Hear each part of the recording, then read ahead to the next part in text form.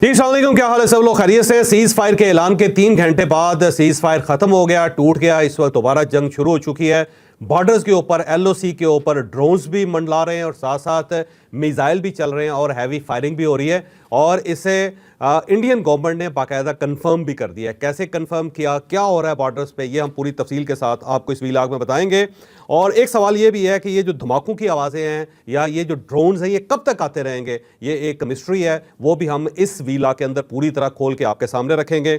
इसके साथ साथ सारा दिन एक खातून पायलट की तस्वीर चलती रही कि वो लैंड की है पाकिस्तान के इलाके में और उसके बाद वो गायब होगी। वो खातून कौन थी, वो कहाँ से आई थी, वो गायब कैसे होगी, ये भी आपको इसी वीलाग में पूरी तफसील से बताएंगे। और इसके साथ साथ इंडिया सीज फायर के बाद उसकी अंदरूनी सूरत हाल क्या है, क्या वहां पे बीजेपी की गवर्नमेंट जो अब सर्वाइव कर सकेगी या नहीं, ये भी आपको इसी वीलाग पे पूरी तफसील से हम बताएंगे। आज शाम 4:30 बजे ये पता चला कि सीज फायर हो गया है। पहले ये खबरें कच्ची पक्की आ रही थी, कुछ सोर्सेज बता रहे थे, लेकिन हम सब ने होल्ड किया। उसके बाद फिर इसहाक डार साहब आए और इसहाक डार साहब ने ये कंफर्म कर दिया कि 4:30 बजे हमारी डील हो गई थी इंडिया के साथ और हमने फैसला किया था कि सीज फायर कर देंगे। फिर उसके बाद डोनाल्ड ट्रंप साहब की ये वाली जो आप देख रहे हैं ट्वीट आ गई और उसके अंदर उन्होंने दोनों मुल्कों को मुबारकबाद पेश कर दी और फिर ये कंफर्म हो गया कि पाकिस्तान और इंडिया के दरमियान सीज फायर हो गया और इसकी कंफर्मेशन डोनाल्ड ट्रंप साहब की तरफ से आ गई। 5 बजे ऐलान हो गया और उसके बाद ज़ाहिर है इंडिया के अंदर भी कुछ लोगों ने खुशियां मनाई, कुछ लोगों ने अफसोस का इजहार किया, लेकिन पाकिस्तान के अंदर बहुत ज़्यादा खुशियां मनाई गई। इंडिया की तरफ से ये जो अनाउंसमेंट है सीज फायर की, उनके सेक्रेटरी खारजा विक्रम मिस्री ने की थी और अगर आप उसकी फुटेज देखें तो आप हैरान ही रह जाएंगे क्योंकि उस वक्त विक्रम मिस्री की जो बॉडी लैंग्वेज थी वो एक हारे हुए आदमी की थी। एक शिकस्त खुर्दा, एक हारा हुआ मायूस आदमी वो आए और लरसते कांपते हुए सीज फायर की डॉक्यूमेंट पढ़ा और पढ़ने के बाद वो कंधे झुका के चुप करके वहाँ से निकल गए और लोग और रिपोर्टर्स उनसे सवाल ही करते रह गए, लेकिन वो वहाँ से ऐसा लगता था जैसे फरार हो रहे हैं। वो किसी की आंख में आंख डाल के बात नहीं कर सकते थे। तो इससे ये पता चला कि इंडिया इस वक्त बुरी तरह डिमोरलाइज है।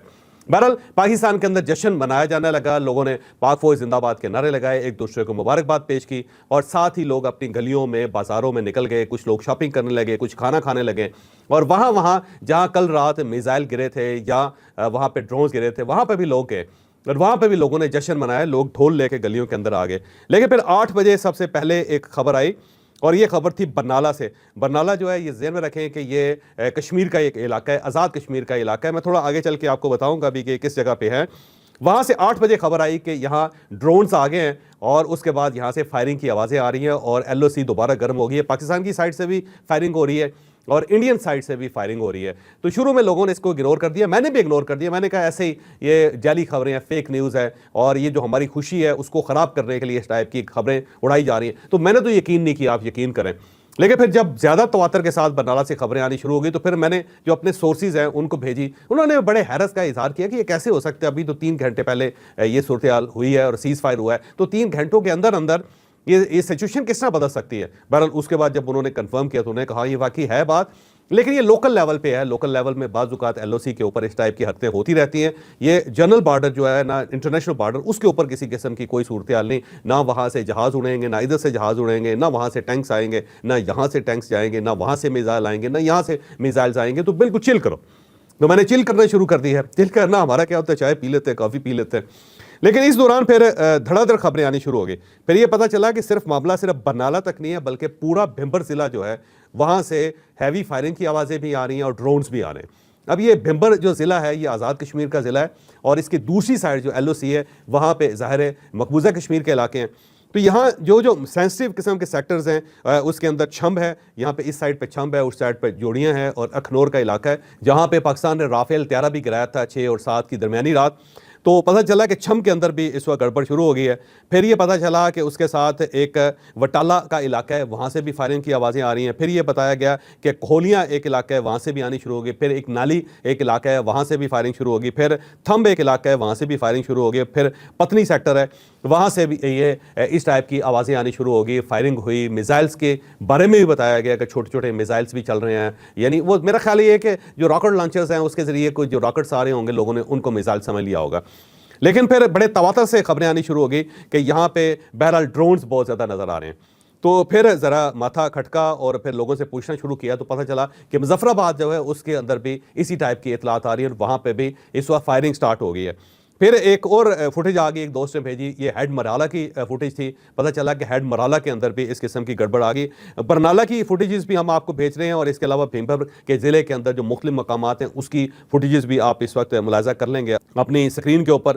फिर एक खबर आई कि पेशावर के अंदर भी एक ड्रोन देखा गया, फिर उसे शूट डाउन कर दिया गया। कुछ लोगों ने कहा कि वहाँ पे इस ड्रोन की वजह से 5 लोग मारे गए हैं, शहीद हो गए, बल्कि कुछ लोगों ने यह तक कहना शुरू कर दिया कि यहाँ पे मिसाइल गिरा है इंडिया का। लेकिन ये मिसाइल की खबर बाद में फेक साबित हुई और अलबत्ता ये खबर ज़रूर आई कि वहाँ पे ड्रोन्स नज़र आए हैं पेशावर में और उन्हें शूट डाउन कर दिया गया। फिर उसके बाद भावलपुर से खबरें आनी शुरू हो गई। हमारे एक व्यूअर हैं, वो सराइकी बेल्ट के रहने वाले हैं, उन्होंने अपने घर की छत से तस्वीर बना के, उसकी फुटेज बना के हमें भेजी। वो फुटेज हम आपको दिखा भी रहे हैं और उन्होंने कहा कि देख लें जी, ये भावलपुर जो है, हम कैंट के अंदर रह रहे हैं, कैंट में इस वक्त ब्लैकआउट कर दिया गया है और यहाँ पे एक नहीं कई ड्रोन्स हैं और उन ड्रोन्स का बाकायदा मुकाबला किया जा रहा है, उनको शूट डाउन किया जा रहा है। और लोग फिर एक और फुटेज आई कि जिसमें बताया गया कि बाउलपुर का जो सराइकी चौक है वहाँ पे एक ड्रोन गिरा है और वहाँ पे उसने आग लगा दी और खासा अमलाक को नुकसान पहुँचा है। फिर ये एक खबर आई कि विक्टोरिया अस्पताल जो भावलपुर है उसके ऊपर भी एक ड्रोन हमला हुआ है और वहाँ पे भी आग लगी हुई है। फिर एक साहब ने लोधरा के बारे में कहा कि लोधरा के अंदर भी ड्रोन्स हैं और वहाँ पे भी अब लड़ाई जारी है। फिर एक साहब ने भावल नगर का जिक्र किया और भावल नगर के भी अंदर उसने अपनी फुटेजेस बना के उनको रिलीज़ किया कि ये देखें मेरा घर है, यहाँ मैं खड़ा हूँ और ये सामने ड्रोन्स हैं और उनको शूट डाउन किया जा रहा है। आपको लाइट नज़र आती है, वहाँ पे वाकई रोशनी नज़र आई। और फिर उसके बाद ये चीज़ें कंफर्म होना शुरू होगी कि सिर्फ एक जगह पे नहीं है बल्कि कई जगहों पे इस टाइप की एक्टिविटीज़ हो रही हैं। फिर ये पता चला कि राजौरी में मुसलसल धमाके हो रहे हैं और वहाँ पे वही सूरत हाल है जो एक रात पहले की सूरत हाल थी। इस दौरान फिर मियाँ इशफाक साहब जो नामवर वकील हैं, वो इमरान रियाज साहब के वकील भी रहे हैं और इस वक्त जनरल फैज़ हमीद साहब के वकील हैं। उनकी ऊपर नीचे ट्वीट्स आ गई। एक ट्वीट में उन्होंने दावा किया कि 100 के करीब बल्कि 100 से ज़्यादा ड्रोन्स अटैक पाकिस्तान में अब 3 घंटे के अंदर अंदर हो चुके हैं और सीज़ फायर के 3 घंटे के अंदर अंदर। फिर उन्होंने ये भी बताया कि वाह कैंट के अंदर भी एक मिसाइल का हमला हुआ है और उसे बाकायदा इंटरसेप्ट किया गया। ये खबर अभी तक कंफर्म नहीं हो सकी लेकिन मियाँ इशफाक साहब जो है वो दावा कर रहे हैं। फिर ये बताया गया कि कराची के अंदर भी इस टाइप के इंसिडेंट हुए हैं, फिर लाहौर के अंदर इंसिडेंट इस टाइप के नजर आए। तो थोड़ी देर में बाकायदा पूरे पाकिस्तान से खबरें आनी शुरू हो गई कि सीज़ फायर ख़त्म हो गया, टूट गया है, बल्कि लोगों ने बड़े अफसोस का इजहार करना शुरू कर दिया कि इंडिया नहीं संभल रहा। तो फिर हमने सोचा कि देखते हैं कि इंडिया की तरफ से क्या खबरें हैं। तो वहाँ जब गए तो पता चला कि ये तो उस साइड से भी शोर हो रहा है और सेक्रेटरी खारजा विक्रम मिस्री ने बाकायदा मीडिया के सामने आकर तस्लीम कर लिया कि पाकिस्तान की तरफ से ये वायलेशन हुई। उन्होंने इल्ज़ाम लगाया कि पाकिस्तान की तरफ से वायलेशन हुई है और पाकिस्तान की जिम्मेदारी बनती है कब उसने सीज़ फायर तोड़ा है। और साथ उन्होंने कहा कि हमने अपनी फोर्सेस जो है उन सबको कह दिया है कि आपने फौरी तौर पर पाकिस्तान के इस हमले का जवाब देना है। तो उन्होंने ये तस्लीम कर लिया कि सीज़ फायर टूट चुका है और बाकायदा ड्रोन्स आ रहे हैं और मिसाइल्स भी आ रहे हैं और फायरिंग भी हो रही है और उनको गिराया भी जा रहा है। और साथ उन्होंने कहा कि हमने अपनी तमाम फोर्सेस जो उनको एक्टिव कर दिया है कि आप भरपूर जवाब दें। तो इसका मतलब ये हुआ कि फिर जब सेक्रेटरी खारजा तस्लीम कर रहा है कि सीज़ फायर ख़त्म हो गया तो फिर वाकई ख़त्म हो गया। इस दौरान फिर और कुछ ट्वीट सामने आई। एक ट्वीट जो है ये टाइम्स अलजबरा की ट्वीट है और उन्होंने उसकी ट्वीट के अंदर लिखा कि पाकिस्तान बिट्रेड, ये एक छोटी सी ट्वीट है। फिर हमने एक एलीट प्रोडेटर्स की एक के नाम से एक अकाउंट है, उसके ऊपर लिखा गया कि ड्रोन्स कंफर्म्ड इन एयर, वो आ गया। फिर हिंदुइज्म एंड साइंस, ये भी मैं आपको पढ़ के सुना देता हूँ, ये भी एक पेज है, उसके अंदर भी कंफर्म किया गया कि पाकिस्तान और इंडिया का जो बॉर्डर है वो दोबारा सेंसिटिव हो चुका है और वहाँ पे अब बाकायदा इस वक्त जंग चल रही है। फिर इसके साथ साथ एक और साहब है, राजदीप हैं, उनकी ट्वीट आई। उन्होंने कहा कि ब्रेकिंग न्यूज़ है, उन्होंने कहा जी breaking now, Pakistan violated ceasefire in some sectors with artillery firing. Who is in charge? And Pak PM and his government is Islamabad or Rawalpindi GHQ. Can one trust the Pakistani army state to keep to any commitment? और इसके साथ साथ फिर नीचे है वहाँ से अब ये बहुत सारी ट्वीट्स ऊपर नीचे आ गई। तो फिर जो आदित्य राय कोल है उनकी तरफ से भी कंफर्म कर दिया गया, बल्कि उन्होंने ये तक कह दिया कि जी एक बड़ी एक ब्रेकिंग न्यूज़ है कि मुझे कंफर्म कर दिया गया है कि जो आर्मी है इंडियन, उनको ये इख्तियार दे दिया गया, बल्कि बॉर्डर सिक्योरिटी फोर्स को ये इख्तियार दे दिया गया है कि वो इस सीज़ फायर की जो खिलाफ वर्जी करने वाले हैं उनके साथ निपटा जाए। तो एक गंभीर किस्म की सूरत हाल पैदा होगी और फिर उस पैनिक में हमने सोचा कि ये वीला किया जाए और इसकी वजह क्या हो सकती है। तो कुछ डिटेल हमारे सामने आई है। एक डिटेल तो ये सामने आई है कि जब ये लड़ाई चल रही थी तो इस दौरान पाकिस्तान ने इंडिया की कुछ पोस्टों पर कब्जा कर लिया था। अब इंडियन वो पोस्टें वापस लेने के लिए इस वक्त हमला कर रहे हैं और उनकी पूरी कोशिश है कि इस एक रात में वो दोबारा वापस LOC को वहीं पे ले जाएं जो इस जंग से पहले था, और वो वहाँ अपनी पोस्टों पे कब्जा कर रहे हैं और इस वजह से भी वहाँ पे लड़ाई चल रही है। तो एक इंफॉर्मेशन तो हमारे पास ये आई है जो अभी तक कंफर्म नहीं हो सकी किसी जरिए से, मैं आपको पहले कह रहा हूँ। साथ साथ एक दूसरी भी इंफॉर्मेशन आई, वो इंफॉर्मेशन ये है कि ये जो ड्रोन्स हैं ये बेसिकली कामिकाजी हैं, और जब इनको एक बार लॉन्च कर दिया जाता है तो इन्होंने सिर्फ गिरना होता है और इन्होंने तबाह होना होता है, ये वापस नहीं जा सकते क्योंकि इनके पास वापस उतारने का कोई मैकेनिज्म नहीं है। तो इंडिया ने जब इनको लॉन्च कर दिया तो ये फिजा के अंदर ही थे और उस वक्त क्योंकि रोशनी थी और नज़र नहीं आ रहे थे किसी को, और जब रात होगी तो अब ये नज़र आ रहे हैं। कुछ ड्रोन्स हैं उनकी बैटरीज ख़त्म हो रही हैं और कुछ जो हैं वो वैसे हवा में झूल रहे हैं, तो इनको पाकिस्तान की अथॉरिटीज़ ने शूट करना शुरू किया है। तो इस वजह से भी धमाके हो रहे हैं क्योंकि ज़ाहिर उनके ऊपर एक्सप्लोसिव मटीरियल है और जब उसको फायर लगता है तो उसके बाद वो एक धमाके से फटता भी है। और कुछ ड्रोन्स ऐसे हैं जो सिविल आबादी के ऊपर गिर रहे हैं। तो उनके मुझे बताया गया कि ये 24 घंटे का फिनोमेना है, ये कल तक भी आपको इस टाइप के ड्रोन्स नजर आते रहेंगे और ये गिरते रहेंगे। इनका ताल्लुक जंग के साथ नहीं है, बस ये फ्लोट हो गए हैं। तो अब इन्होंने अपना जो मुद्दत है, अपनी जो उम्र है वो पूरी करके इन्होंने गिरना ही करना है क्योंकि कामिकाज़ी हैं ये, इसी तरह ख़त्म होते हैं। इन्होंने वापस नहीं जाना, ये उतर नहीं सकते किसी जगह पे, बस एक बार लॉन्च कर दिया सो लॉन्च कर दिया। लेकिन जब मैंने ये उनसे पूछा कि जनाब ये तो बताएं कि फिर ये जो सेक्रेटरी खारजा इंडिया के वो क्यों तस्लीम कर रहे हैं, तो इसके बारे में अभी तक किसी जगह से कोई इतला नहीं आई। हो सकता है रात किसी वक्त भी ये दोबारा सूरत हाल खुल जाए तो हमें दोबारा एक आपके साथ विला करना पड़े और आपको ये बताना पड़े कि ताज़ा तरीन क्या सूरत हाल है। लेकिन सरे-दस 3-4 चीज़ें सामने आई। एक तो ये कि वाकई सीज़ फायर टूट गया और इंडिया की तरफ से और पाकिस्तान की तरफ से दोनों जगहों पे अब एंगेजमेंट है और फायरिंग दोनों तरफ से है।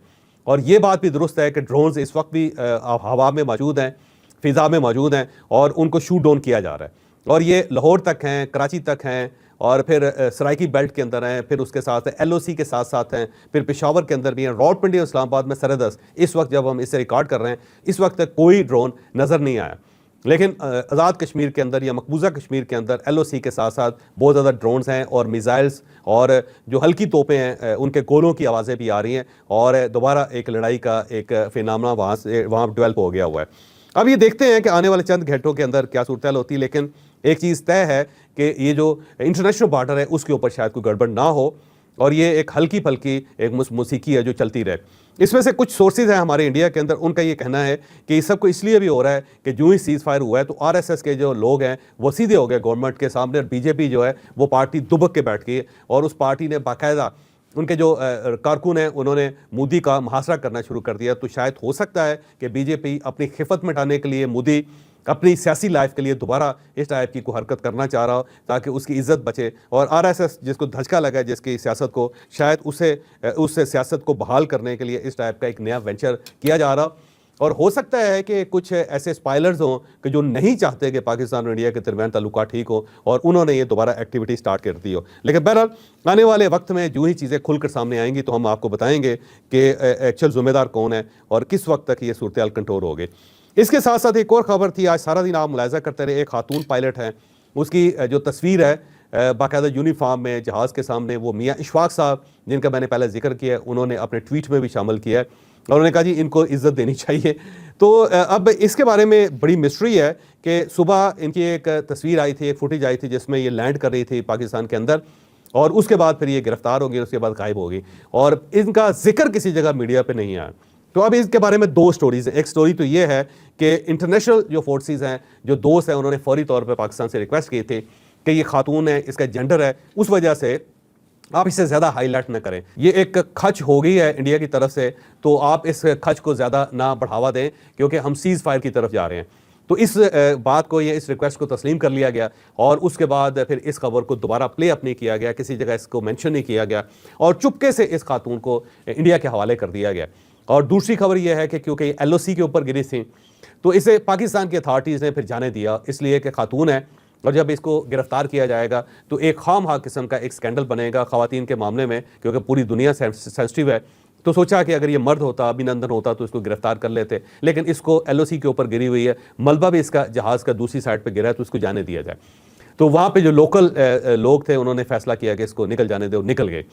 और फिर एक और ख़बर भी आई कि पाकिस्तान ने इसे अपने पास रखा हुआ है और शायद सीज़ फायर के बाद इसे रिहा किया जाए, लेकिन सीज़ फायर के बाद इसे रिहा नहीं किया गया, इसकी कोई खबर नहीं आई और कुछ लोग क्लेम कर रहे हैं कि शायद अमेरिकन की तरफ से पाकिस्तान से ये रिक्वेस्ट की गई थी कि इसको जाने दें, बस आप दिल बड़ा करें, और पाकिस्तान ने दिल बड़ा किया और उसके बाद ये चले गए। एक और खबर भी है, जो ये सारी खबरें वो है जिसको मैं अभी तक कंफर्म नहीं कर सका, मैं आपके सामने इस चीज़ का इजहार करता हूँ। एक और खबर भी है कि ये सारी खबर ही झूठी है। ये कोई पुराना एक वाक़या था, वहाँ पे जहाज़ क्रैश कर गया था इंडिया के अंदर, और पहाड़ी इलाका था, और इसी तरह इस खातून ने अपने आप को इजेक्ट करके इसने अपनी जान बचाई थी, और ये उस वक्त की फुटेज है, और इसे कुछ लोगों ने मैनिपुलेट किया और एक सनसनी सी फैलाने के लिए इंडिया के अंदर और पाकिस्तान के अंदर इस टाइप की कार्रवाई की गई। जो भी असल वाक़या है आने वाले दिनों में, चंद घंटे या 1-2 दिनों में मैं आपको पूरी तफसील से बताऊँगा, क्योंकि ये चीज़ ज़्यादा अरसा छुप नहीं सकेगी, सब लोगों के सामने आ जाएगी। लेकिन बहरहाल ये खातून है, और ये खातून जो है इंडियन एयरफोर्स के अंदर भी है, लेकिन इनका जहाज़ आज गिरा या कल गिरा इसके बारे में कुछ कहा नहीं जा सकता, आने वाले दिनों में पता चलेगा। जनाब, इंडिया के अंदर सूरत हाल ये है कि जो ही सीज़ फायर का ऐलान हुआ तो एक तो सारे लोग डिमोरलाइज हो गए। आपने देखा होगा कि इससे पहले एक प्रेस कॉन्फ्रेंस होती थी इंडिया के अंदर, और दोनों साइडों पे 2 ख़वातीन बैठती थी मिस्री साहब के साथ, एक साइड पे, एक दूसरी साइड पे, और तीनों मिल के प्रेस कॉन्फ्रेंस करते थे। लेकिन जो ही सीज़ फायर का वक्त आया तो दोनों जो यूनिफॉर्म ख़वातीन थी वो तो गायब हो गई। तो इसका मतलब ये हुआ कि इंडिया अपनी यूनिफॉर्म की हिफाजत करना चाहता था, बेइज्जती नहीं करवाना चाहता था कि सीज़ फायर हो और इंडियन यूनिफॉर्म नज़र आ रही हो। तो एक तो ख़वातीन दोनों गायब हो गई। उसके बाद मिस्री साहब जो थे उनकी बॉडी लैंग्वेज इंतहाई कमज़ोर थी। अगर आप बॉडी लैंग्वेज के एक्सपर्ट हो या आप लोगों को देखते हो, ज़ाहिर हर आदमी देखता है, तो जो कॉन्फिडेंट होता है ना बंदा, उसके अंदर एक कॉन्फिडेंस नज़र आता है, उसकी आंखों के अंदर आपको एक ताकत नज़र आती है, और वो आंखों में आंखें डाल के दूसरों के साथ बात करता है। लेकिन जो हारा हुआ आदमी होता है ना, वो इस तरह डूब के आंख नहीं मिला पाता, कंधे उसके झुके होते हैं, और वो जो चल रहा होता है मरीजों की तरह चल रहा होता है। तो जो विक्रम मिस्री साहब हैं, जिस तरह आए, जिस तरह उन्होंने बात की और जिस तरह वो गए, वो टोटल एक मरीज लग रहे थे, एक हारा हुआ आदमी, एक हारा हुआ जुआरी नज़र आ रहा था। ये एक ऐसा बादशाह जिसकी पूरी सल्तनत ख़त्म हो गई है और अब वो गिरफ्तार होने लगा है। तो इस किस्म की बॉडी लैंग्वेज थी उनके। और उसके बाद जो इंडिया के अंदर तूफ़ान बरपा हुआ, जो लोगों ने मीम्स बनानी शुरू की, जो उन्होंने गालियाँ देनी शुरू की अपनी फ़ौज को, और जो उन्होंने अपनी गवर्नमेंट के लत्ते लिए, उनके कपड़े फाड़ दिए गवर्नमेंट के। तो इंडिया के अंदर बहुत ही बैड सूरत हाल है। पूरे इंडिया में किसी एक जगह पे भी आज के दिन का जश्न नहीं मनाया गया, जबकि इंडियन छोटी छोटी बात पे भी जश्न मनाते हैं। अलबत्ता वो जो नेगेटिव मीडिया था उसके ऊपर सख्ता तारी रहा, लेकिन जो ही सीज़ फायर टूटने की खबर आई तो दोबारा उनके अंदर जवानी लौट आई। फिर वही उनकी आवाज़ें, फिर वही उनके शरारे, फिर वही उनकी शरारतें, और फिर वही बातें कि देख लिया पाकिस्तान को हम आपको बताते नहीं थे कि ये रीज़नेबल नहीं है, रिस्पॉन्सिबल नहीं है, ये ऐसे लोग नहीं है जिनके ऊपर ट्रस्ट किया जाए, ट्रस्ट वर्दी ने वगैरह वगैरह। उन्होंने दोबारा अपनी तलवारें निकाल के उसी तरह शोले उगलना शुरू कर दिए।